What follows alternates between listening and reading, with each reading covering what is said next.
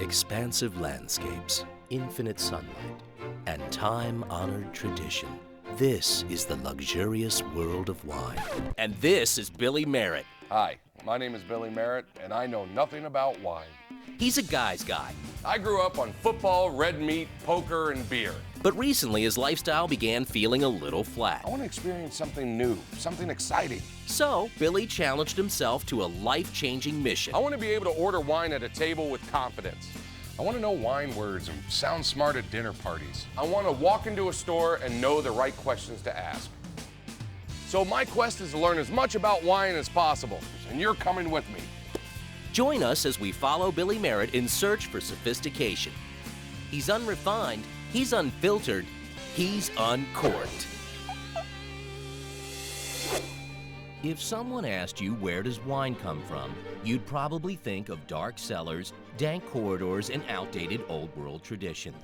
But hold on, there are some major changes going on in winemaking, and it's all happening right under our nose. So let's begin our quest in America's most celebrated wine country, the Napa Valley, where the wine world's best and brightest are free to indulge their imaginations and come up with the newest kick-ass wine recipes. It's no-holds-barred winemaking, and we're right smack in the middle of it. Today's mission is to learn how wine is made, what the different varieties taste like, and how to tour wine country. If there's one thing Billy knows best, it's rest and relaxation. California has just about as many luxury spas as it does wineries, and that's exactly why this is America's #1 spot for a wine vacation. Wine is sexy. But warm sun and cool climates are good for more than just a long nap. They're also what make California home to some of the best food and wine on the planet. Ah, dinner's here. Hi, what's your name? Hi, I'm Richard. Hey, Richard. I'm the chef. Oh, well, awesome. So I brought you a selection of artisanal cheeses. Now, what's artisanal? What does that mean? They're handmade. Handmade. Yeah, at small farms around the area. Surrounding area, Napa maybe? Yes. Nice. Now tell me, if you're gonna choose a cheese, what cheese would you choose? I like them all. Well, you're looking at, I see you looking at one particular cheese. Well, one of my preferences is goat cheeses, and I love Really? goat cheese, yeah. Because it's a little spicier, a little bit more flavor yeah, to it? exactly. Now, Rich, what wine would you suggest with that? Well, I think something that would go with everything that's here would be really great full-bodied Chardonnay that you're going to enjoy with the cheese, and it's going to stand up to the cheese. Now, notice there's some grapes here. Now, are these the same grapes they make wine out of? Now, these are table grapes. Wine grapes are completely different, kind of smaller grapes. Oh, interesting. So we have black grapes here, and then we have a red flame grape here. These are actually really delicious. Yeah, I was about to say, I thought these were olives. These are grapes? Yeah, those are grapes. Oh my God. Those are extra juicy. Yeah. Those are very good. Well, thank you very much, Richard. I'm going to eat all of this and charge it on the boss lady's credit card. So if you want to just take that and run it through. You bet. Grab yourself some cheese too. Get yourself some goat cheese. Thanks. Summertime, vacation, refreshing white wine by the pool. How does this become this? That blows my mind.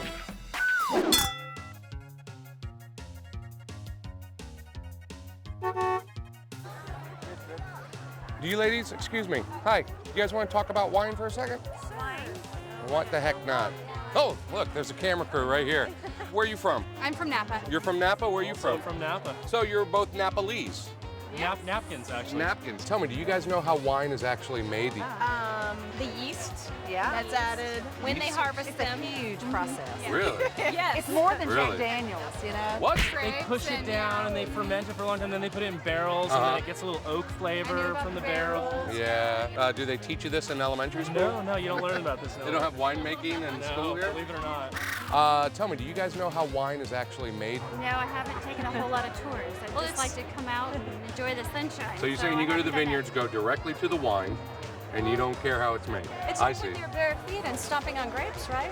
So have you all been to any of the vineyards or anything? More than you want to go to? Is that what you're trying to say? Gentlemen, what wineries have you been to that you enjoyed? We used to do Coppola. Coppola. What's that called? Rubicon. Rubicon. What's it called? Rubicon. Rubicon? Rubicon. Yeah. We're here at Rubicon Estates, where they have this great tour about how their flagship wine, Rubicon, is made. This estate's owned by Francis Ford Coppola, who's known for directing such mega hits as Jack.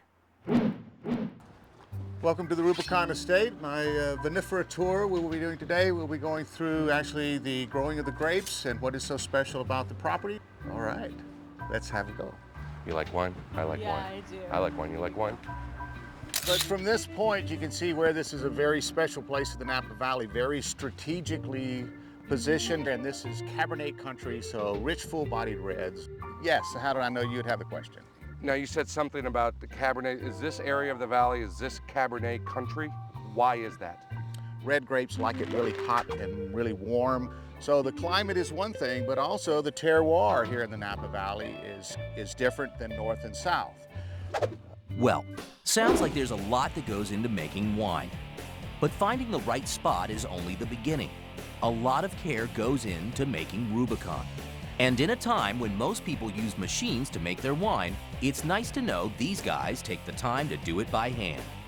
Well, this is where the wine is made. All of the estate grapes come into this room to be made into wine, no matter what type of grape it is. It's all done in here. This little hopper here is where the grapes will be dumped into. The stems will come out on this end and go into a container. The grapes will fall down into another separate container.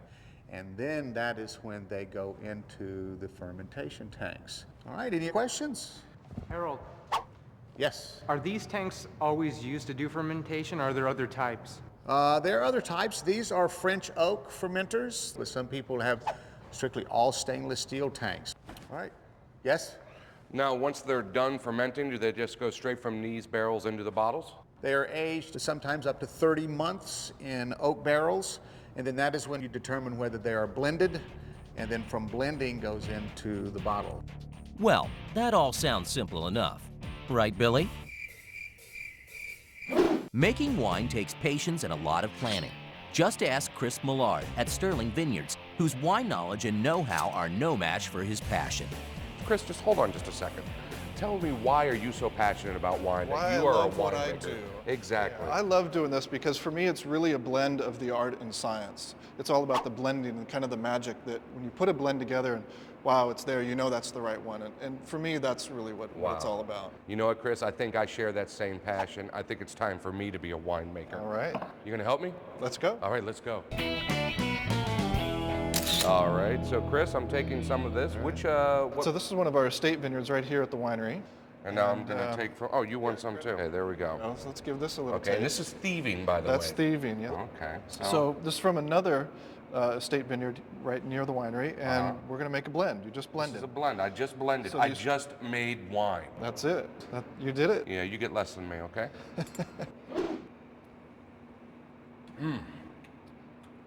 It tastes different from the one I had before. I find it verbose yet witty.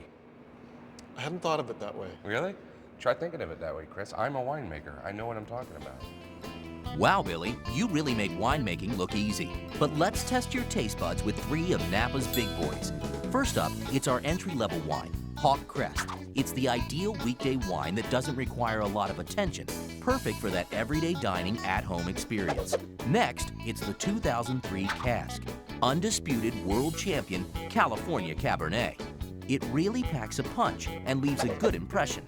And finally, it's the top shelf, cream of the crop, all-star, best of the best, numero uno buck stops here blend, the Rubicon. Let's see if Billy can single this one out. I think that's the most expensive, Rubicon. Okay. That's not? No. No? Is that the cheapest? Correct. Is it really? Correct. You think less of me, don't you, Harold? I think more of you. Really? Yes. Because I'm a cheap date. All right. So to review, this is a hamburger at home watching the game wine. Could Okay. be, yes. This is maybe at a restaurant, get a good steak wine. Correct. Correct. Okay, and this is, it's our anniversary, honey. I missed it, but I got you something. I forgot last week was our anniversary, but look what I got, little Rubicon. You got it. Good, okay, I'm gonna need this wine. Coming up next, Billy takes the ultimate wine tasting challenge.